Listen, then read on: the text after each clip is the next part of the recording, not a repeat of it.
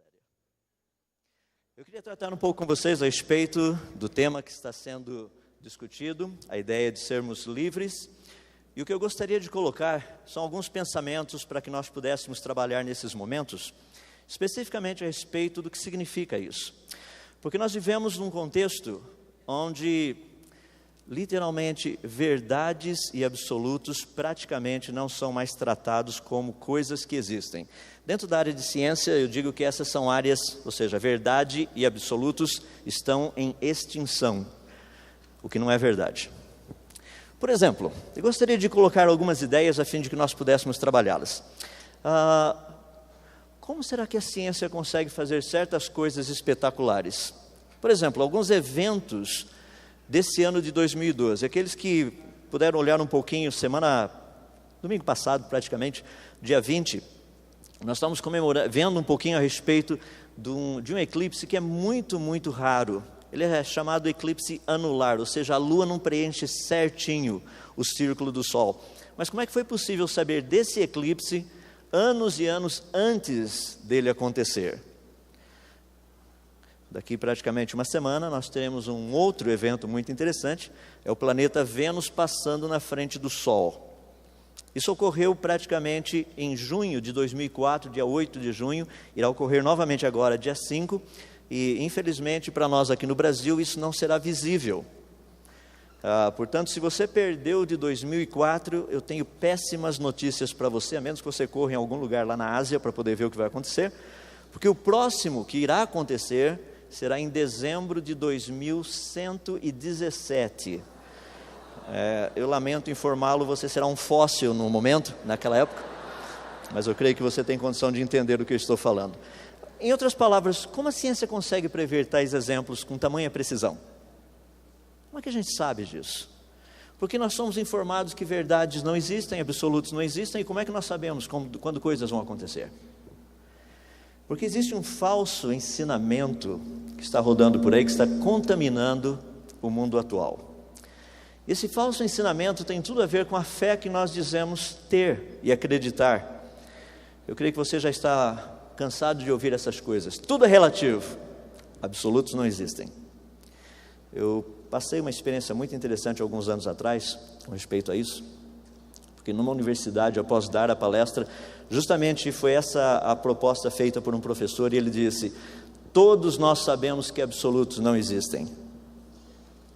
Eu fiz uma pergunta bem simples a ele, eu creio que você teria condição de fazer a mesma pergunta. A pergunta é: senhor, tem certeza?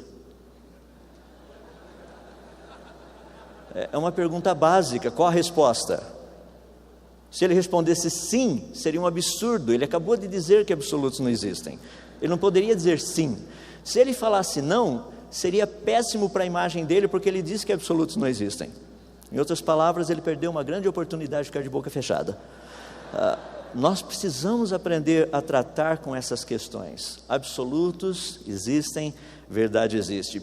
A Bíblia cita um caso muito interessante lá no livro de Juízes, tanto no capítulo 7, quanto no capítulo 17, quanto também no capítulo 21, quando ele fala especificamente que o povo fazia aquilo que ele queria fazer, como se Deus não existisse. Cada um era lei para si mesmo. Nós vivemos uma época muito parecida hoje. Cada um faz o que quer, do jeito que quer, a hora que quer, e não existe mais uma necessidade de consultarmos o que Deus pensa a respeito disso. Essa é uma ideia que tem sido colocada de uma forma muito reta e direta através de um conceito chamado teoria da relatividade. Eu gostaria, portanto, de gastar alguns minutos com vocês tratando disso. Eu não vou tratar de teoria da relatividade aqui, eu não vou ensinar teoria da relatividade, mas eu quero que você entenda a pensar dentro do contexto da geração que nós vivemos, que é uma geração confusa. Afinal de contas, as pessoas dizem absolutos não existem, verdade é relativa. Espera aí.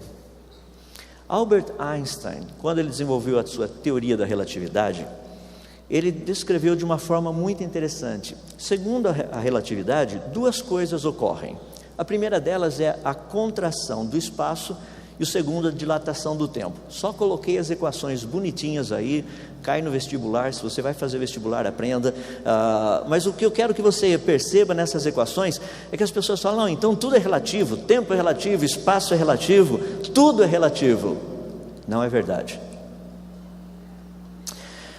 Nas equações de Einstein, para que relatividade exista, a velocidade da luz tem que ser um absoluto. Até na teoria da relatividade existem absolutos. Ou seja, o espaço e o tempo são relativos em função de um absoluto, que é a velocidade da luz. Absolutos existem. Não se deixem levar por essa ideia maluca que está aí fora, que absolutos não existem. Eles existem. Tem um segundo ponto que é muito importante, que nós tratamos do aspecto da verdade. A verdade está geralmente relacionada com informação. Eu gosto de fazer algumas perguntas, são bem pertinentes. Por exemplo, se eu lhe perguntasse qual a sua idade, você iria mostrar a sua idade, dizer quantos anos você tem, mas se eu lhe perguntasse, por favor, me prove. Aí você poderia pegar, por exemplo, a sua certidão de nascimento, sua cédula de identidade, sua carteira de motorista, seja lá o que for, e falar, aqui está a evidência. Eu diria o seguinte: você acredita num pedaço de papel, porque tua certidão de nascimento nada mais é do que um pedaço de papel, tua carteira de motorista nada mais é do que um pedaço de papel, seu RG nada mais é do que um pedaço de papel. Você está dizendo que toda a evidência que você tem da sua idade é um pedaço de papel. Impressionante. Você fala, não, peraí, tem meu pai e minha mãe. Pior ainda, agora você acredita em testemunhas também. Ou seja, você acredita em pedaços de papel, acredita em testemunhas. Eu fico pensando, por que será que as pessoas têm tanta dificuldade em crer na Bíblia? Porque a Bíblia também é um pedaço de papel e foi escrita por testemunhas. Qual a diferença?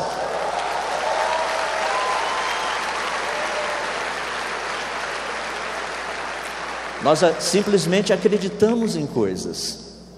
Deixa-me dar mais uma que é interessante. Se eu perguntar para você, o sol está brilhando lá fora? Aí está a cidade de São Paulo, o sol brilhando, uma temperatura agradável. As pessoas falam, mas claro que o sol está brilhando. Deixa-me perguntar novamente, o sol está brilhando? Você fala, você não falou lá fora, correto. Eu estou perguntando se o sol está brilhando. A resposta é bem simples, nós não sabemos. Você fala, mas como? Se abrir a porta ali, você vai ver o sol brilhando? Não, o sol estava brilhando. Ele estava brilhando há 8 minutos e 19 segundos atrás. Porque foi o tempo que demorou para a luz sair de lá e chegar até aqui. E se ele explodiu agora? Daqui 8 minutos e 20 segundos nós ficaremos sabendo. O sol está brilhando? Não sei. O que eu sei é que ele estava. Essa é uma verdade. Mas nós simplesmente nos apegamos a coisas que no fundo, elas podem ser verdade. Mas nós não sabemos porque não há uma maneira de testá-las. Por exemplo, no ano de 1006, alguns astrônomos, não astrólogos, mas os astrônomos chineses, árabes, egípcios, perceberam um novo pontinho lá no céu durante a noite, uma estrela, chamaram de, conhecida hoje como supernova. No fundo era uma estrela que havia explodido. Eles observaram no dia 1º de maio do ano de 1606. Pouco tempo depois, cerca de 50 anos mais tarde, no ano de 1054, uma outra supernova foi percebida. Interessante porque também chineses, árabes, egípcios, todos esses astrônomos anotaram, fabuloso, mais uma outra estrelinha que explodiu. Em 2004 nós observamos mais uma outra estrelinha explodindo por aí. Em 2011 nós observamos mais uma outra estrelinha explodindo por aí. Fascinante. Deixa eu falar da história a respeito dessas estrelas para você entender a respeito de verdade e informação. A foto que vocês estão vendo, onde eu estou passando o mouse aqui em cima, ela foi tirada no ano de 1969. Foi fotografada uma pequena estrelinha ali chamada Sandulik. No ano de 1987, a Sandulik explodiu. Foi fotografada a explosão dela. Fascinante. O fascinante é que quando nós tiramos aquela foto em 1969, a estrelinha chamada Sandulik já havia explodido. Fala, peraí, então nós tiramos uma fotografia de uma estrela que não existia. Correto. É que a luz da explosão não tinha chegado aqui, essa estrela explodiu alguns milhares de anos atrás. Mas em 1969 ela estava lá. Não, ela não estava mais lá. A luz da explosão não tinha chegado até aqui ainda. Você fala, rapaz, a coisa está séria. A coisa está muito séria, porque se nós saímos perguntando aí, afinal de contas, o que você acredita? Isso daí nos leva a uma pergunta muito interessante que muitos astrônomos têm feito, que é bem simples, que é justamente essa pergunta: será que o universo ainda existe? Porque se o universo tiver explodido, rapaz, a luz da explosão não chegou aqui, mas não há uma maneira de testar que ele ainda está lá. Tudo que nós podemos dizer é que nós não sabemos. Existe uma boa possibilidade que ele esteja lá, mas não é certeza que ele esteja lá. Quero lhe fazer uma pergunta relacionada com isso. Como saber então? Primeiro, existe um aspecto que é muito importante, porque todos nós somos muito tendenciosos. Eu não tenho a menor dúvida. Todas as vezes que eu apresento isso aqui, eu vejo quantas pessoas são tendenciosas. Observe. Somos tendenciosos ou não? Claro que nós somos tendenciosos. E se deixar, vocês vão ficar até o final da semana que vem gritando e tudo mais, a gente não vai chegar num acordo. Mas por que você gosta do time A e não do time B? Não é por uma questão de estatística, não é uma questão de probabilidade estatística. Não é porque tem os 11 caras mais bonitos do planeta jogando no seu time. Não é nada disso. Todos nós somos tendenciosos, e o problema é que todos nós somos tendenciosos devido àquilo que nós chamamos de cosmovisão. É um óculos que cada um de nós coloca. Quando você sai por aí olhando as coisas, você sempre usa o óculos da sua cosmovisão. O óculos da sua cosmovisão determina em que você crê. Por exemplo, dependendo da cosmovisão que você tem, as suas preferências estão anexadas a ela. Você gosta mais disso e não daquilo, você gosta daquilo outro e não disso aqui. Também, as suas escolhas, o que você compra, o que você deixa de comprar. A sua percepção da realidade também depende da cosmovisão que você tem. Ah, não, isso daí é certo, não tem nenhum problema. Não, isso aí é errado, não pode fazer desse jeito.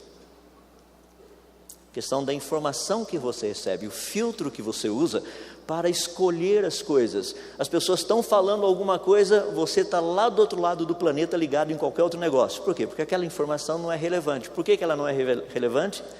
Devido à sua cosmovisão. Você está pensando em outra coisa. Ela também, a cosmovisão influencia também as nossas atitudes. A cosmovisão influencia também as nossas propostas. A cosmovisão influencia também os nossos alvos. A cosmovisão influencia também o nosso estilo de vida. Cosmovisão, na essência, é a nossa crença. Aquilo que nós cremos como verdade, ou aquilo que nós aceitamos como verdadeiro. Bom, verdades existem, absolutos também existem. Agora, eu queria fazer uma pergunta bem básica para você poder pensar. O meu alvo é fazê-lo pensar. A pergunta é bem simples. Como você sabe que o que você sabe é verdade? Essa não é uma pergunta difícil. O difícil é respondê-la. Como você sabe que o que você sabe é verdade? Ah, isso aqui não tem nenhum problema. Como você sabe que isso é verdade? Ah, isso aqui não pode fazer. Como você sabe que isso é verdade? Não, mas isso aqui é de forma nenhuma. Como você sabe que isso é verdade?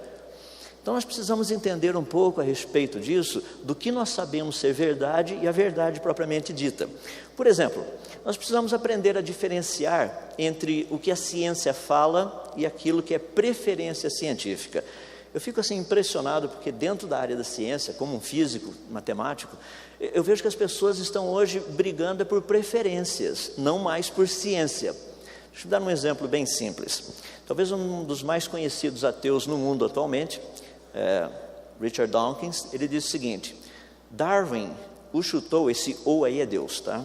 Darwin o chutou para fora da biologia, mas a física continuou mais duvidosa. Agora, Stephen Hawking está administrando o chamado coup de grace, ou seja, o golpe de misericórdia. Agora a gente vai tirar Deus totalmente da jogada. Eu fico impressionado, olha como é que isso está acontecendo. Num dos últimos livros lançado por Stephen Hawking, The Grand Design, ele disse o seguinte: criação espontânea é a razão do porquê coisas existem e não nada. Por que o universo existe? Por que nós existimos? Criação espontânea, se você conhece um pouquinho de língua e significado de palavras, você irá perceber que essas duas palavras, criação e espontânea, não podem andar juntas. Porque se é criação, não foi espontâneo, se foi espontâneo, não foi criação. Seria mais ou menos como eu fazer uma das perguntas fantásticas, que seria a seguinte: qual é a cor amarela do céu azul? Você vai falar, o cara ficou louco. Concordo. Não faz sentido fazer esse tipo de pergunta. Não faz sentido fazer esse tipo de afirmação. Ou seja, criação espontânea, as duas palavras não andam juntas. Olha uma outra frase do livro: não é necessário invocar a Deus, ou invocar Deus, para acender o estupim e fazer com que o universo funcione. Concordo plenamente, é só mostrar como o estupim foi aceso. É básico. Quer trazer Deus? Ótimo, vamos discutir. Agora, é um livro que trata de ciência e eles é quem ficam falando de Deus. Agora, a última delas é uma das expressões mais interessantes. Ele diz o seguinte: porque existe uma lei como a gravidade, o universo pode e se autocriará do nada. Rapaz, essa daí eu queria sentar e discutir. Por exemplo, se eu te der um montão de nada, o que você faz com esse montão de nada que eu estou te dando? Não, primeiro, o difícil seria te dar um montão de nada. Isso já não funcionaria. E daí o que você faz com nada? A resposta óbvia: nada. Porque eu não te dei nada, você não consegue fazer nada com nada que eu te dei. Nada a ver. Então nós precisamos simplesmente ser retos e diretos dentro do contexto. O problema que nós temos é que é esse tipo de mensagem que tem sido passado e as pessoas bebem disso o tempo todo. As pessoas acreditam nisso como sendo verdade, que o universo pode e se autocriará do nada. Isso não faz sentido. Não faz sentido na física, não faz sentido na matemática, não faz sentido para quem tem alguma sanidade mental. Tá? De repente, o universo surge do quê? Do nada. Tá bom. Não foi bem do nada, então me explica. Não, foi do quase nada. Qual a diferença de um quase nada e nada? Ou seja, você tira 0 na prova. Não foi 0, eu tirei quase 0. O que significa esse quase 0? Não, eu tive uma boa intenção, mas a nota é 0. Ou seja, intenção e nota são equivalentes, 0. Então nós precisamos entender que essas pessoas estão passando essas ideias, elas são difundidas pela mídia de uma forma reta e direta, como se isso fosse uma verdade absoluta. Primeiro, que eles não creem em verdade. Segundo, que eles não creem em absolutos. Então não prestem atenção. Não precisa gastar tempo em cima disso, porque verdades existem, absolutos existem. E aí nós temos muita gente trabalhando a respeito disso. Deixa-me dar um deles que é muito conhecido, o Dr. John Lennox. Ele diz o seguinte: Hawkins e outros, como ele, não perceberam que a ciência deles não responde à questão do porquê alguma coisa existe e não nada. Afinal de contas, por que a Terra existe? Por que o universo existe? Por que você existe? Ou seja, a ciência deles não pode responder isso, pela simples razão que a ciência deles não consegue responder essa questão. Eles também não perceberam que a cosmovisão ateísta deles, que exclui Deus, é por suposição e não por razões científicas. É uma pena que muitas pessoas acham que essas pessoas, o que tem sido dito, Hawkins, Dawkins e todos os Onkins e Ankins que tem por aí, o que eles têm literalmente colocado são uma quantidade de informação ou informações que não representam a verdade. Vamos observar um pouquinho a respeito da verdade. Primeiro, quando nós tratamos da questão, e eu tenho mencionado muito isso, a questão do criacionismo, muitas pessoas fazem uma confusão muito grande. Seria possível demonstrar que o universo e a vida foram criados? A resposta é sim, é perfeitamente possível. Não se deixe enganar, isso é possível. Muita gente chega a falar assim: claro, é só pegar a Bíblia. Não estou dizendo pegar a Bíblia. Vamos observar algo um pouquinho importante nisso. Criacionismo, na sua essência, não é uma tentativa de provar que Deus existe ou mesmo que Deus criou o mundo. Não é essa a proposta, porque isso é impossível. Não é possível provar que Deus existe. Essa é uma má notícia para aqueles que creem em Deus. mas não é possível provar que Deus não existe. Essa é uma notícia pior ainda para aqueles que são ateus, porque são todos crentes. Uns creem que Deus não existe, outros creem que Deus existe. Então, quando nós tratamos essa questão de discutir religião, e você estiver com uma pessoa que não creia que Deus existe, lembra que toda discussão é religiosa, porque não é possível testar ou comprovar empiricamente que Deus existe ou que Deus não existe. Isso é religião, isso é crença. Por mais, entre aspas, carinha de científico que as pessoas queiram que a religião deles tenha. Porque muitas pessoas chegam para mim e dizem o seguinte: há um tempo atrás aconteceu uma situação mais ou menos como essa. A pessoa disse: eu consigo provar que Deus não existe. Rapaz, vai ganhar um prêmio Nobel, mas vamos tentar. Ele disse o seguinte: é simples, é só, eu vou falar um monte de coisa para Deus, e assim, literalmente, palavras que não ficam bem nenhuma pessoa usar, mas falou: eu vou xingar a Deus. E realmente ele falou: vamos ver se Deus vai jogar um raio em cima de mim. Rapaz, eu achei impressionante, mas ele fez. Foi lá e blá, blá, blá, blá, blá, blá, blá, não aconteceu nada. Ele chegou para mim e falou: você está vendo?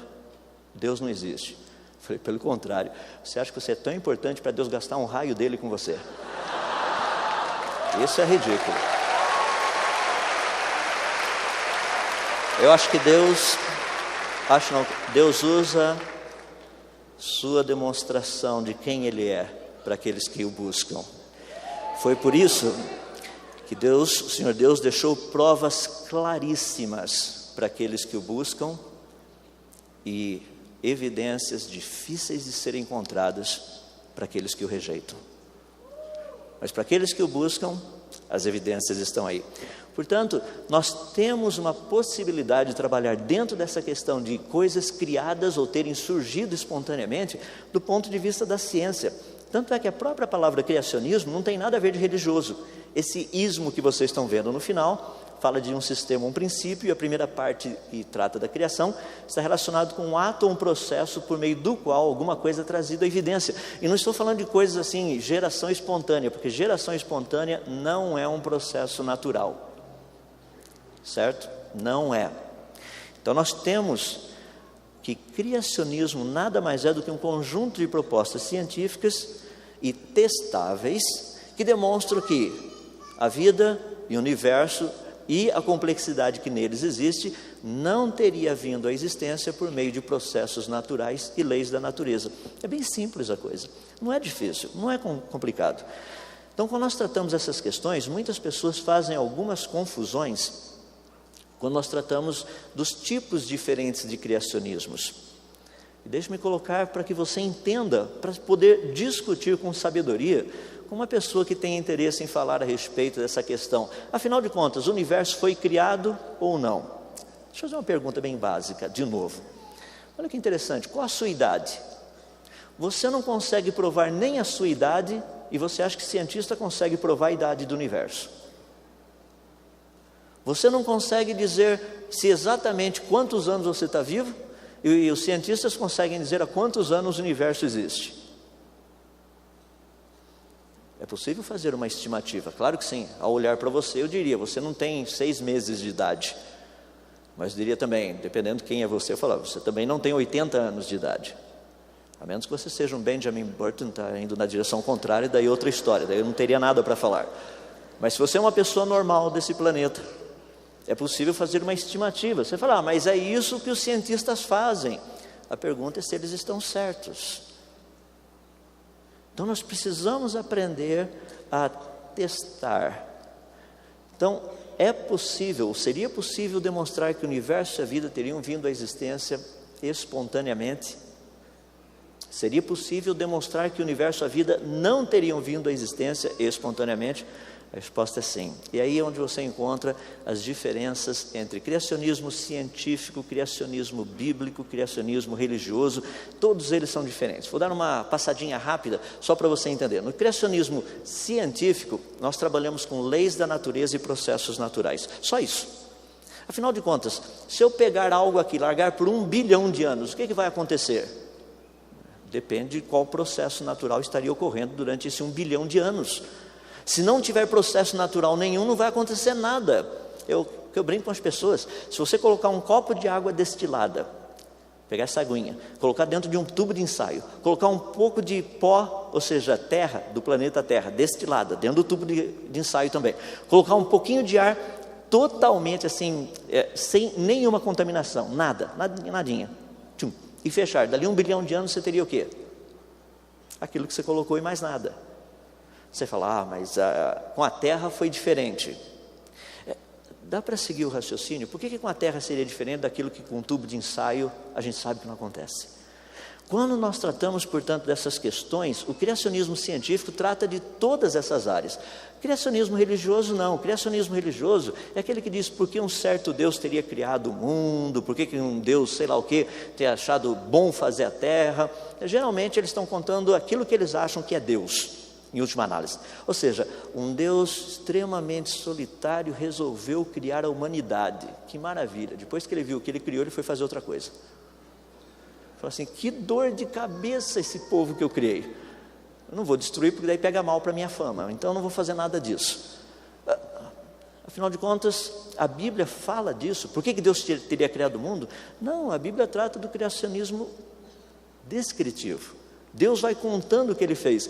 Você pega lá em Gênesis capítulo 1, versos 8 e 9, diz o seguinte, Deus falando, ajuntem-se as águas num só lugar e apareça a porção seca. Fabuloso. Logo no comecinho da Bíblia, você vê que o planeta Terra, na sua origem, tinha um único continente chamado Pangeia.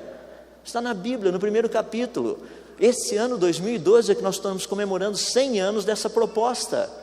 Em 1964, um grupo de cientistas lá da Inglaterra, eles se reuniram para ver se essa proposta, que um dia o planeta Terra tinha tido um único continente, se era algo plausível ou não. Espera aí, a Bíblia já falava isso. Quando você pega lá em Gênesis capítulo 2, fala da descrição a respeito da mulher. Eu tenho usado essa ilustração vez após vez, porque é importante as pessoas entenderem. Deus chega ali para o nosso amigo Adão, que ele tinha acabado de criar, viu que não era bom ele estar sozinho, e diz assim, eu vou fazer uma companheira para Adão. E qual o processo que Deus usa para fazer essa companheira? Uma forma bem simples. Deus faz cair pesado sono sobre Adão, remove uma das suas costelas, de Adão obviamente, fecha o lugar com carne e transforma essa costela numa mulher. Eu quero que vocês entendam o quão científico isso daí é. Deus faz cair pesado sono sobre o homem e ele adormece. Isso é anestesia geral. Adão ia ser operado, Deus estava preparando o paciente. Tranquilo, fabuloso. Daí ele pega uma das suas costelas. Por que a costela? Porque na costela existe medula óssea vermelha, é onde nós encontramos célula-tronco. Se você vai clonar alguém, é dali que você tem que tirar. Não vai tirar da unha do dedão do pé, não vai tirar de fio de cabelo, ele tira da costela, porque é o lugar mais próximo da superfície. Daí Deus faz algo espetacular, ele fecha o lugar com carne. Isso é o quê? Cirurgia plástica. Imagina ele criando a dona Eva ali, traz seu Adão meio deformado. Não, perfeitinho. Daí Deus pega e transforma esse material genético que ele havia retirado de Adão, transforma numa mulher. O que existe de problemático em clonagem e engenharia genética praticamente? Quando nós estudamos o texto de Gênesis, todo ele é científico. Você fala, é científico. Lá em Gênesis 1:2 diz que o Espírito de Deus pairava por sobre as águas. Sim, nas galáxias mais distantes, localizadas a 13,5 bilhões de anos-luz de distância, o que nós encontramos lá? Moléculas de água. No início do universo já tinha água, a Bíblia diz que já tinha água. À medida que você vai vendo então essa questão do criacionismo bíblico, ele trabalha de forma descritiva. A Bíblia não fica lá no primeiro capítulo contando por que Deus criou o mundo. Ele só foi dizendo o que Deus fez. Vou fazer uma pergunta. Como você sabe que Gênesis 1 e 2 não são literais? Ou porque eles não seriam literais? Muitas pessoas olham para esses capítulos e falam, não, isso não é possível, Deus não iria fazer o mundo desse jeito. Por que não? Ele é Deus, ele faz do jeito que ele quer. Eu acho interessante, tem gente que diz assim, não, Deus é todo poderoso, mas na hora do todo poderoso, eu sou o todo poderoso, eu tenho que dizer para Deus como ele faz. Já imaginou? Eu paro e fico pensando assim, alguns cristãos que aceitam a teoria da evolução, chegando para Deus falando assim, olha Senhor, com todo respeito, sabe, Gênesis 1 e 2, deixa eu contar para o Senhor como é que foi. não foi bem desse jeito está escrito, porque o senhor sabe, Moisés, ele viveu numa cultura totalmente diferente, ele tentou escrever para o povo dele, então ele pegou aquelas coisas da época dele, que ele morava lá no Egito, o senhor sabe disso, né? O senhor até ajudou um pouquinho lá, então nessa época, Moisés, sabe, ele colocou aquilo que, não se deixe enganar, os egípcios eram evolucionistas. Os egípcios acreditavam que os seres humanos tinham vindo daquelas minhoquinhas que ficavam lá na beiradinha do rio Nilo, do jeitinho que a maioria das pessoas acredita hoje, que o antepassado deles foi uma ameba, se bem que o cérebro não evoluiu, vocês sabem, para acreditar nisso aí, continuar com o cérebro de uma ameba, ou seja, a ameba não tem cérebro, então é bem básico a coisa. É importante você entender que Moisés não pegou aquilo que era conhecimento dele das universidades onde ele tinha estudado lá no Egito. Foi diferente, foi totalmente diferente. Ele escreveu algo que não fazia parte daquilo que ele tinha estudado. Lá no Egito não estudavam que o planeta Terra no seu início tinha tido um único continente. No Egito não se ensinava sobre clonagem humana e genética. E Moisés escreveu sobre essas coisas. Ele falou exatamente sobre essas coisas. Isso é um pouquinho daquilo que nós chamamos de criacionismo bíblico.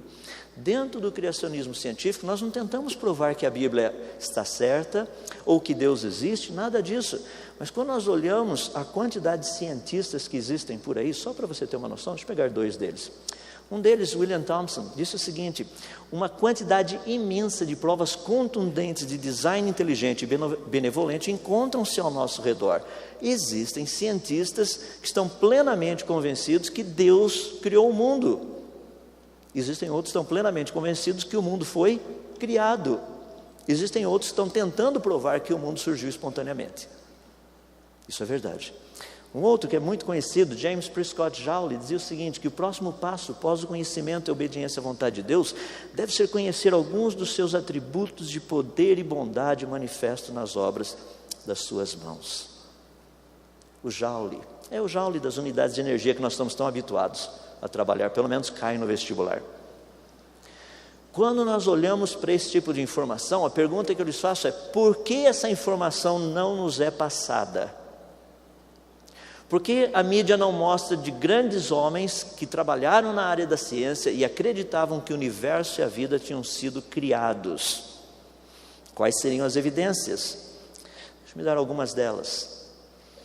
Albert Einstein disse certa vez a respeito algo sobre o universo que chamou muita atenção. Ele disse o seguinte: a coisa mais incompreensível a respeito do universo é que ele é compreensível. Para você ter uma ideia, o nosso Sol, que é a estrelinha mais próxima da gente, ele tem cerca de 1.400.000 quilômetros de diâmetro. A massa do Sol, se você pegar em termos de quilogramas, é um negócio absurdo. Por exemplo, 1.000 quilos seria o número 1 com 3 zeros depois. 1.000 quilos, quilogramas. Se você pegar 1.000 toneladas, seria o número 1 com mais 6 zeros depois, quilogramas. O peso do Sol é 1,9891 vezes 10 elevado a 30. Ou seja, depois desse 1, o que vem depois, tem mais 30 zerinhos depois. É 2 com 30 zeros depois, quilogramas. Isso é uma estrelinha. O Sol não é nenhuma estrela grande, é pequena. Quando nós olhamos na nossa galáxia, são cerca de quase de 200 a 500 bilhões delas. A nossa galáxia é apenas uma. Existem centenas de bilhões de galáxias no universo. E daí esse povo diz que toda essa massa, todo esse negócio estava dentro de um pontinho. Tá bom, vamos ver o tamanho do pontinho. Pegue 1 metro, divida por 1000, você tem 1 milímetro. Fantástico. Agora você pega esse 1 milímetro, divide por 1000, você vai ter 1 micrômetro. Daí você pega esse 1 micrômetro, divide por 1000, você tem 1 nanômetro. Daí você pega esse nanômetro, divide por 1000 de novo, vai ter 1 picômetro. Daí você pega esse 1 picômetro, divide por 1000 de novo, você vai ter 1 atômetro. O negócio é tão pequeno que você já nem consegue mais entender. O seu Tico e o Teco estão querendo saber onde é que ficaram os zeros no meio de tudo isso daí. É muito pequenininho. Agora, a proposta é que o universo inteiro que existe estava dentro de um pontinho desse tamanho. E as pessoas chamam isso de ciência. É por isso que quando eu estudo um pouquinho, já mencionei e tenho mencionado para as pessoas, Olha, por exemplo, que coisa espetacular, esse livro do Stephen Hawking, O Universo numa Casca de Nós, quando ele trata especificamente da origem do universo. Então você tem um Big Bang, logo depois do Big Bang você tem as leis físicas estranhas e desconhecidas, e nada melhor do que mostrar um tipo de lei física estranha e desconhecida, que eu creio que vocês já assistiram esse filme. Se não assistiram, ele é bem antigo, e se não assistiram pelo fato de ser bem antigo, vale a pena, porque foi o primeiro filme que ganhou por efeitos especiais, ganhou um Oscar. Então você está vendo aí Moisés literalmente tratando dessa questão, saindo com o povo lá do Egito, de repente eles estão diante do mar, o que acontece? Moisés, obedecendo a ordem do Senhor Deus, vai e toca, e o mar literalmente se abre. Espetacular. Eu, quando eu trato isso com os meus amigos da área da ciência, eles falam assim: você não vai querer que eu acredite nisso, né? Por que não? Impossível, o mar não abre. Eu falo: claro que abre. Não, não abre. Claro que abre. Não abre? Foi claro que abre. E como que ele abre? A resposta está lá, por meio de leis físicas estranhas e desconhecidas. É bem básico a coisa. Não, mas o que significam leis físicas estranhas e desconhecidas? Milagre.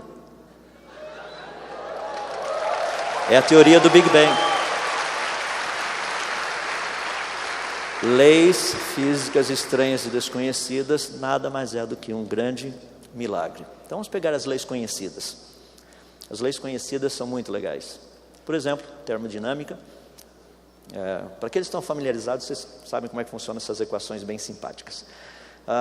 O universo tem uma quantidade de energia. Tem, essa energia é constante. O universo não cria energia, ele transforma energia. Transforma de um tipo para outro. Como o universo não consegue criar energia, isso significa que a energia que ele tem teve que ser criada. Você fala: mas como que você sabe? Porque à medida que o tempo vai passando, a energia vai sendo transformada numa forma que ela é menos utilizável. Tanto é que isso está relacionado com a segunda lei da termodinâmica, que é chamada entropia. À medida que o tempo passa, as coisas vão se desorganizando. Não existe uma única lei que mostre o contrário, que à medida que o tempo passa, as coisas se organizam. Tanto é que eu fico impressionado ao olhar o universo, você vê a quantidade de estrelas morrendo, galáxias morrendo. Rapaz, a gente não vê uma única estrelinha miserável nascendo. Nenhuma. Por que será? Mas porque isso demora muito tempo. Não interessa, eu estou vendo estrela morrendo o tempo todo, eu não vejo estrela nascendo. Mas isso é um evento muito raro. E como é que você sabe que ele ocorre? Mas como é que você acha que o universo veio à existência? Vamos sentar e vamos conversar. Por quê? Sendo que a energia do universo é constante, a sua capacidade de desorganização sempre vai tender para o máximo. Isso é verdade, é parte das leis científicas.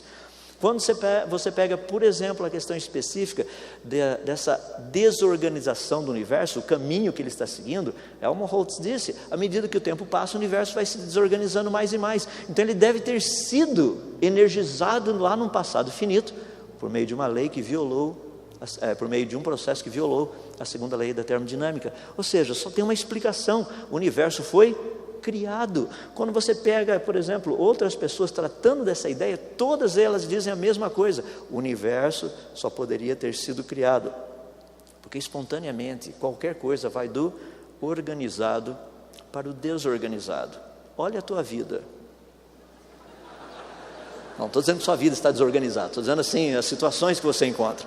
Você começa com coisas organizadas, te dão uma mesa novinha, limpinha lá no seu escritório, chega no final de semana, está uma baderna o negócio. À medida que o tempo passa, a tendência das coisas normalmente é se autodesorganizarem. Isso é lei. Segundo a teoria do Big Bang, o universo teria começado desorganizado e com o passar do tempo ele teria se organizado. Sabe o que me impressiona? É que existem muitos cristãos que acreditam no Big Bang. E eles não acreditam nas leis da natureza. E depois vem os evolucionistas dizendo que nós, criacionistas, não aceitamos as leis da natureza. Não, nós aceitamos as leis da natureza, nós não aceitamos o posicionamento científico evolutivo. Existe uma diferença entre os dois. Nós conhecemos as leis da natureza, nós conhecemos os processos naturais, nós sabemos como essas coisas funcionam. É por isso que nós cremos que o universo foi criado completo, complexo, perfeitamente funcional. Mas isso daí é Bíblia. É nada, isso aqui é ciência. Quando você olha para a parte científica, nós observamos coisas espetaculares. Galáxias que estão muito próximas da gente, galáxias que estão muito distantes. Quando você compara essas duas, algo muito importante deveria acontecer, se evolução fosse verdade. Galáxias distantes deveriam se parecer jovens, galáxias próximas deveriam se parecer adultas. Por quê? Devido ao tempo que a luz teria demorado para chegar até aqui. Imagina que eu tivesse, assim, acabado de ter, minha esposa tivesse tido um nenezinho, então nosso primeiro filhinho ou filhinha, e eu chegasse e falasse, que legal, quero mandar uma foto para um amigo meu que mora lá na China, ou lá na Índia, pegar na Índia um pouquinho mais longe. Você fala, é nada, a Índia é mais perto, você não sabe por onde eu vou, depende de qual lado do mundo você está indo. Então eu vou pegar essa foto, vou pegar a foto bonitinha lá do nenezinho que acabou de nascer, vou entregar para o meu amigo e falar, por favor, leva lá para esse outro meu amigo meu que mora lá na Índia. Ele fala, maior prazer, vou levar, deixar lá com o pessoal. Tá bom, ele pega o jegue e vai embora. Aí ele sai aqui de São Paulo, entra ali pelo Paraguai, passa a Cordilheira dos Andes, vai subindo, passa pela América Central, passa pelos Estados Unidos, vai pela Califórnia, sai lá em cima, lá no Canadá, entra no Alasca, agora você está percebendo o caminho, né? Passa pelo Estreito de Bering, porque jegue não nada, ele tem que passar lá em cima pelo Estreito de Bering, daí você já passa por ali, você já chega ali na Rússia, daí você desce, quer dizer, na Sibéria, você vai descendo, passa pela China, daí daqui a pouquinho você está lá na Índia. Imagina que demora uns 5 anos para esse meu amigo chegar lá. Daqui 5 anos ele chega lá, mostra para esse outro meu amigo da Índia a foto, fala, essa aqui é a foto da filhinha do Adalto, do filhinho do Adalto. Ele fala, nossa, que nenezinho, quando você saiu de lá? Faz 5 anos. Não, mas então ele não tem mais essa carinha. Agora é uma criança de 5 anos. Mas quando a imagem saiu, sim, era um nenezinho. As galáxias distantes, quando a imagem saiu de lá, foi quando elas tinham sido praticamente formadas. Elas têm cara de criança, teriam que ter caras de crianças ou de adultas? A resposta é simples, crianças. E por que independente das galáxias que a gente estuda, da distância que a gente estuda, todas elas têm caras de adultas, prontas, completamente formadas. Publicação científica de 1994, março de 2005, maio de 2010, março de 2011, abril de 2011, outubro de 2011. O que está acontecendo? Onde estão as galáxias que deveriam ter carinha de nenezinho? Não existem. A única coisa que nós temos encontrado são galáxias prontas. Isso significa o quê? Que o universo foi criado. Como? Pronto. Que jeito a Bíblia me ensina que o universo foi criado? Pronto. Já pensou que legal se não tivesse sido assim? Deus chegando para Adão e falar, Adão, o que você acha desse universo todo que eu criei? Adão ia olhar para o céu, não ia ver nenhuma estrelinha. Porque não teria dado tempo da luz das estrelinhas chegarem até aqui ainda. E Adão ia ver o quê? Em 6.000 anos a gente teria visto praticamente uma meia dúzia de estrelinhas só. É o tempo que a luz demoraria para chegar aqui em 6.000 anos. Não daria para ver muita coisa. O universo foi criado, pronto. Tanto é que alguns cientistas, como o Dr. George Ellis, diz o seguinte: um Deus benevolente poderia com facilidade organizar a criação do universo de tal maneira que radiação suficiente pudesse viajar em nossa direção das extremidades do universo para nos dar a ilusão de um universo imenso, muito antigo, em expansão. Seria impossível para qualquer pessoa, qualquer outro cientista na Terra, refutar esta visão. Isso de forma experimental ou mesmo observacional. Tudo que essa pessoa poderia fazer é o quê? É discordar da premissa cosmológica do autor. Falar, olha, eu não acredito em você. Mas não acreditar não significa que não era ou não seria verdadeiro. Nós temos evidência que o universo foi criado. Pessoal, nós temos evidência que o universo foi criado. Para com essa ideia de que o universo surgiu espontaneamente. A evidência é que ele foi criado. Quando você olha para as leis da natureza, quando você faz observações com os telescópios, a evidência é que ele foi criado. Ele surgiu pronto, ele estava pronto desde o início. Não é isso que você ouve o tempo todo. Eu fico impressionado porque as pessoas preferem acreditar nessa outra proposta que o universo surgiu espontaneamente. Deixa eu falar a respeito da vida. E a vida? Foi criado ou surgiu espontaneamente? Vida é um negócio muito complexo. Está praticamente baseado em toda essa partezinha do DNA, informação genética codificada. É um negócio fascinante isso daí. Eu não tenho tempo para entrar em todos os detalhes, mas esses últimos 30 anos nós aprendemos muita coisa a respeito de tudo isso. Nós, que eu digo da área da ciência. Aprendemos a respeito das células, aprendemos a respeito dos genes, aprendemos a respeito do genoma humano, aprendemos a respeito dos tipos diferentes de variação dos genomas, do chamado polimorfismo do DNA, que são características específicas que só você tem. A gente sabe quem foi seu pai, quem foi sua mãe, porque essa informação está guardada lá no teu material genético. Descobrimos, por outro lado, um pedacinho do material genético que é chamado DNA mitocondrial, que trata de algo espetacular, mostrando que todos os seres humanos vieram de uma única e mesma mulher. Tudo isso é fabuloso. Quando nós estudamos isso, não é difícil. Pegando, por exemplo, o cariótipo humano, o genoma humano, é um negócio espetacular. Você tem 23 pares de cromossomos. Você tem o masculino, com praticamente 3 bilhões e 77 milhões de letrinhas genéticas. Você tem o feminino, com 3 bilhões e 174 milhões de letrinhas genéticas. Por falar nisso, só tem masculino e feminino, tá? Isso é o que a ciência sabe. É o que a ciência sabe. X e Y, X, X. O que passa disso não é ciência. Eu não sei o que está sendo discutido nessa nação, no nosso congresso, mas é algo que não é científico. Masculino, X, Y. Feminino, X, X. Toda a informação genética está ali. Não é complicado, não é difícil. Agora deixa eu colocar algo para você pensar. Como que essa informação genética teria ocorrido? Quer ver? Vou fazer uma brincadeirinha bem simples, só para você entender probabilidade estatística. Eu vou pegar 6 dadinhos, fazer uma brincadeira, assim, uma apostazinha de leve com você, tá? O crente não aposta, então nós vamos fazer uma permuta de valores. Então nós vamos fazer algo mais ou menos assim. Eu vou pegar esses 6 dadinhos e você irá jogá-los para cima. Todas as vezes que os 6 dadinhos caírem com o número 6 virado para o mesmo lado, eu te dou o meu carro. Toda vez que isso não acontecer, você me dá 10 centavos. Vamos jogar? Acho que seria muito legal. Principalmente se eu jogar com todos vocês. Rapaz, eu vou comprar a Ferrari dos meus sonhos antes de você ganhar o meu carrinho. Você fala, mas por quê? É porque a gente trabalha com probabilidade estatística. A gente sabe o que acontece e o que deixa de acontecer.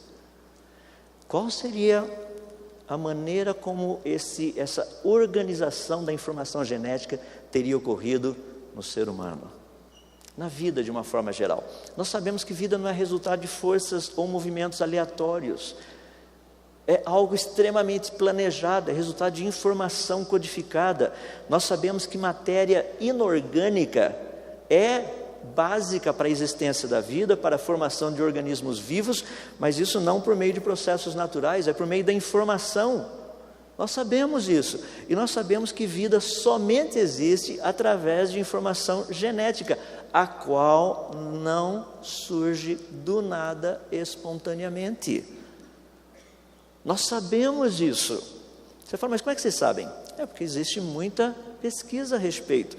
Se você pegar, por exemplo, o seu pequeno materialzinho para proteger o seu computador de vírus, pode ser o McAfee, qualquer um deles aí, ele trabalha com 5 níveis básicos de informação para saber se alguma coisa que está chegando no seu computador, se aquilo lá é um vírus ou se é só, a gente chama de ruído de rede, tá? Então tem 5 níveis diferentes. Trabalha com a parte da estatística para ver o quanto de informação está chegando, o tamanho do arquivo, coisas desse jeito, a sequência de bits e bytes que estão chegando ali, se existe alguma coisa por trás de tudo isso, se tem uma ação esperada, se esse negócio vai fazer alguma coisa num determinado dia, numa determinada hora, e qual o propósito a ser atingido com isso. São 5 níveis diferentes, são testados. Se passar por esses 5, daí literalmente o teu antivírus fala, isso daí é um vírus, foi planejado, isso daí não é por acidente não. Isso foi planejado. Por quê? Como é que você sabe que foi planejado? Porque ele teria informação codificada. Esse é o segredo. Informação codificada não é resultado de processos naturais. Quando você pega o DNA e aplica o mesmo padrão que é utilizado por todos os produtos que fazem antivírus, que é aplicado também, utilizado pelo SETI, que é o Search for Extraterrestrial Intelligence, é um departamento que procura e busca por inteligência extraterrestre, para saber quando vem o sinal do espaço, se aquele sinal seria produzido por um ET ou não. Eles usam essa mesma metodologia. Se você aplicar essa metodologia ao DNA, olha o que você descobre: sinal transmitido, númerozinhos dos nucleotídeos. Código utilizado, sequência de ATCG. Ideias comunicadas, ordem dos aminoácidos. Ação esperada, formação de proteínas. Propósito a ser atingido, preservação da vida. O que isso significa? Que o DNA é informação codificada. E todos nós sabemos que informação codificada não é resultado de processos naturais. Meus amigos, meus irmãos, vida foi criada. Não tem como escapar disso. Vida foi criada, o universo foi criado. A ciência sabe a verdade sobre a origem, tanto do universo e da origem da vida. Ambos foram criados. Sabemos disso. A evidência favorece 100% nisso. Muitos cientistas não têm dificuldade em admiti-la. Ou seja, que o universo e a vida foram criados, admitir essa verdade. Você olha para um universo fabuloso, muito bonito. Em todas as direções que você olha, você vê coisas espetaculares. Você vê uma quantidade absurda de estrelas. Você pega um pedacinho do centro da nossa galáxia, aquilo que nós chamamos de Via Láctea, você fala: o que é isso, rapaz? Olha a quantidade de estrelinhas. Negócio absurdo. Isso daí é apenas uma fração desses negócios que estão aí, que são as galáxias. E as galáxias que nós conhecemos são centenas de bilhões delas. E as pessoas chegam para mim e falam assim: mas existem pessoas que acreditam que tudo isso daí foi criado? Sim, existem, são muitas. Arthur Compton foi um dos cientistas muito famosos do século passado. Ele recebeu um prêmio Nobel em física, e ele dizia o seguinte: para mim, fé começa com a compreensão de que uma inteligência suprema trouxe o universo à existência e criou o homem. Por que ele acreditava nisso? Ele dizia o seguinte: não é difícil para mim ter esta fé, pois um universo organizado e inteligente testifica a favor da maior afirmação jamais pronunciada. Qual? No princípio, Deus. Arthur Compton, prêmio Nobel em física. Você acredita que nós somos frutos do acaso? É impossível. Tanto é que grandes cientistas, pesquisadores têm dito: não. O professor Dr. Marcus Eberlin, da Unicamp, mais de 470 publicações científicas, mais de 6.000 citações científicas dos seus trabalhos. A maior descoberta científica de todos os tempos, qual foi? Evoluímos. Não, fomos planejados. Nós temos todas as características de planejamento.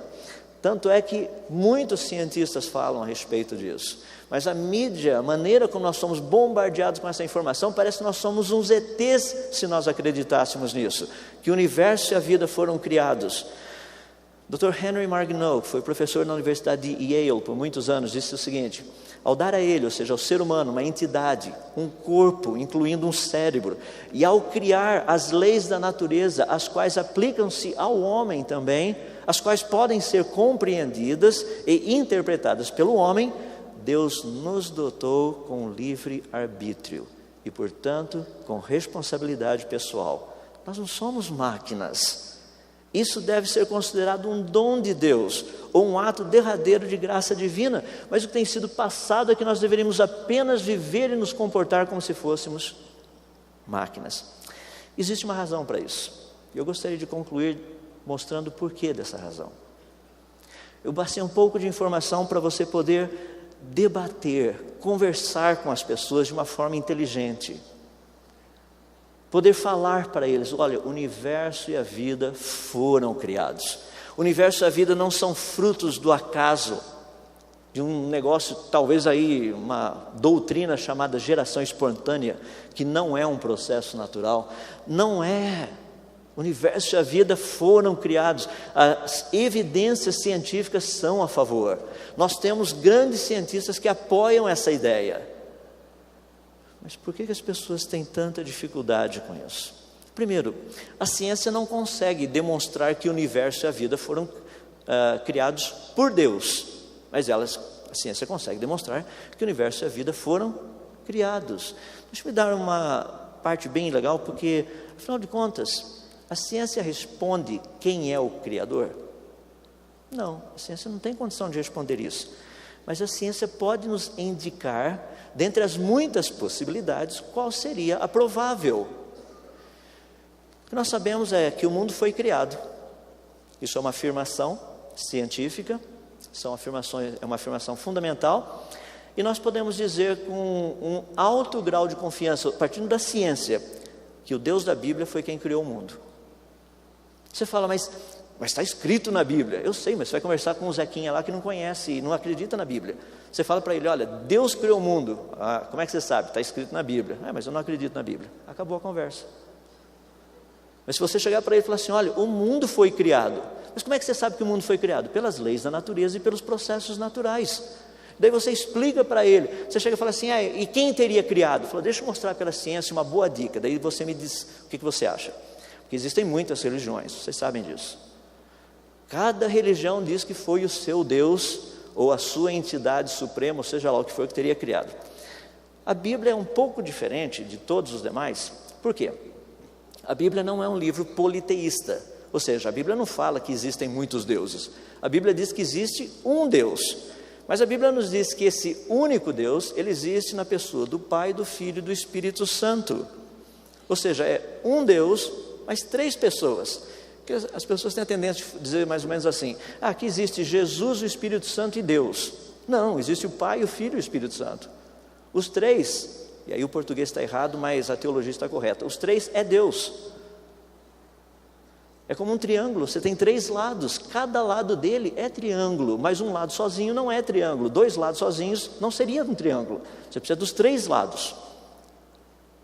O Deus da Bíblia, ele se revela em 3 em 1. Esse é o Deus da Bíblia. Quando nós olhamos para o universo, olha que interessante, todos nós vivemos no tempo. Sim, vivemos no tempo. E o tempo existe em passado, presente e futuro. 3 em 1. Nós vivemos no espaço, que possui altura, largura e profundidade. 3 em 1.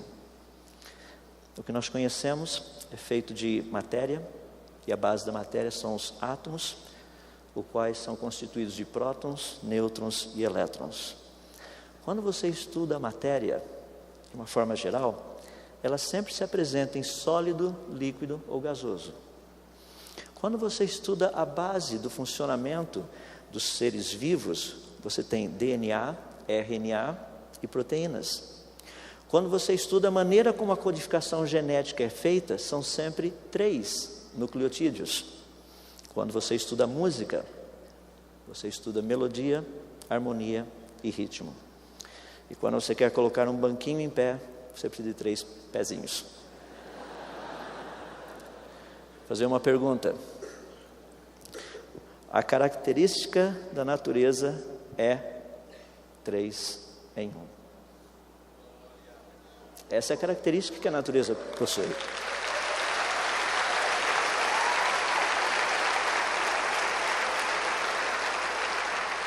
Deixe-me fazer uma pergunta científica, intelectual, usando conhecimento científico e a tua capacidade de raciocinar. De todos os deuses propostos, qual deles você acha que seria o verdadeiro? Qual deles? Nós precisamos aprender a redescobrir a verdade. Eu gostaria de colocar algo para você pensar, e eu queria encerrar aqui. que é algo bem importante. Certa vez, o Senhor Jesus, quando estava diante de Pilatos, ele estava sendo julgado. Pilatos fez uma pergunta muito interessante para o Senhor Jesus. A pergunta dele foi: o que é a verdade? A pergunta foi interessante, mas a pergunta estava errada. Tanto é que Jesus não a respondeu. Pode ler o texto, lá no Evangelho de João, no capítulo 18. Jesus não responde, porque ele já tinha respondido a pergunta antes. Como ele respondeu essa pergunta? Ele respondeu da seguinte forma: e conhecereis a verdade, e a verdade vos libertará. Ele orou dessa forma: Pai, santifica-os na verdade, a tua palavra é a verdade. Que verdade é essa que liberta? Que palavra é essa que liberta? Jesus coloca isso de uma forma muito bonita. João capítulo 14. Ele diz: eu sou o caminho, eu sou a verdade, eu sou a vida. Eu quero dizer para vocês, meus queridos amigos, irmãos, que verdade não é um conceito, verdade não é uma evidência, verdade é uma pessoa.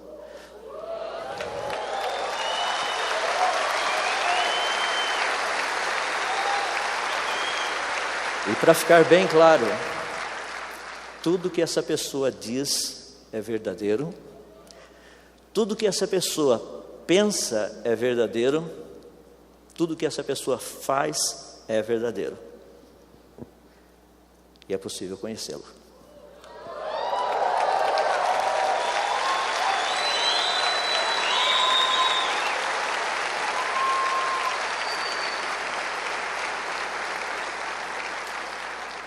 Nós vivemos num mundo hoje que não acredita na verdade. Deixe-me fazer uma pergunta: se não formos nós para falar para eles a verdade, quem? E se não for agora, a pergunta é: quando? Deus está nos chamando para sermos livres de todo esse peso, de toda essa coisa maluca que está tentando roubar a nossa alegria de crer na verdade e aceitar a verdade, poder viver na verdade. Eu gostaria de desafiá-los a continuar nisso. A verdade tem nome, é uma pessoa, Jesus Cristo, diante de quem todas as pessoas, todos os seres um dia terão que se prostrar e confessar para a glória do Pai que Ele é o Senhor.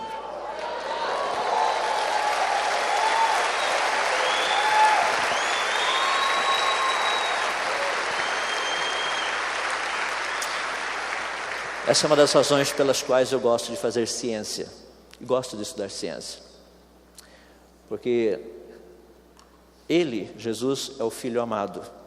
Eu hoje sou amado por causa dele. Ele é o Criador de todas as coisas, Ele é o Filho do Rei. Eu hoje posso ser irmão dele, graças a Ele. Eu não sou o filho do Rei, Ele é o Filho do Rei.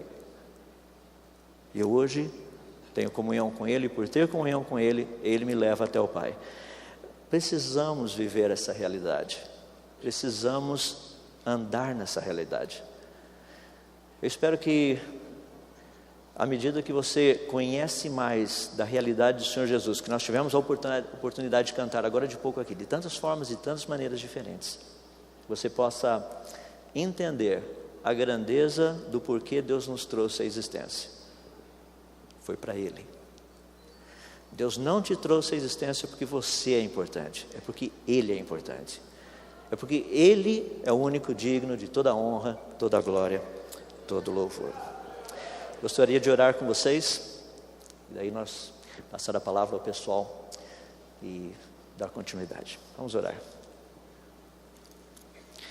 Senhor nosso Deus, quem somos nós para nos colocarmos diante daquele que é digno de toda glória, de toda honra, de todo louvor, aquele que sabe todas as coisas, que conhece todas as coisas, aquele que sabe aquilo que está no oculto do coração de cada um de nós, aquele que conhece as nossas vidas melhor do que nós mesmos, aquele que não somente sabe a nosso respeito, mas sabe a respeito de todas as coisas.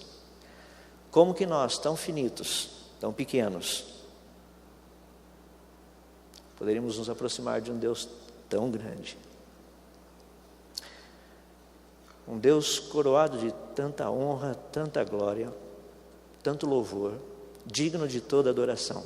Quem somos nós até mesmo para em momentos como esse, levantarmos a nossa voz ao Senhor? E nós sabemos o porquê isso é possível. Porque aquele que é a verdade, Jesus Cristo, veio, nos revelou a verdade e permitiu, por meio dessa revelação, que hoje tivéssemos acesso ao Senhor. Porque Ele é o caminho, e isso é uma verdade. Ele é a vida, e isso também é uma verdade. E nós te rendemos graças porque juntos aqui já o fizemos de tantas maneiras e tantas formas. Pedimos a Deus para que o Senhor nos capacite ainda mais a respondermos a esse mundo cada vez mais incrédulo, cada vez mais contra o Senhor, cada vez mais contra os teus conceitos, os teus preceitos e a tua vontade. Que nós, como teus filhos, possamos ser, talvez como aquele pequeno globo de espelho que foi mencionado agora há pouco, refletindo não a nossa luz, porque nós não temos nenhuma, mas a tua, a qual é poderosa não somente para abrir os olhos, mas também trazer à existência uma nova natureza na vida daqueles que estão mortos nos seus delitos e pecados. Que o Senhor possa nos ajudar em todas essas coisas, sermos testemunhas fiéis ao Senhor. Assim nós oramos, humildemente no nome de Jesus. Amém. Aqueles que quiserem, lá na biblioteca, na livraria, eu trouxe um pouquinho desse material. São livros que tratam desses assuntos que nós estivemos tratando aqui. Como tudo começou, é um livro que trata especificamente da parte científica do criacionismo. A Igreja ao Criacionismo é um livrete que trata especificamente dos 3 tipos de criacionismos. E Gênesis 1 e 2 é um livro que trata especificamente do criacionismo bíblico. Os que quiserem, está lá na livraria. Deus possa abençoá-los e continuar derramando suas graças e misericórdia sobre todos vocês.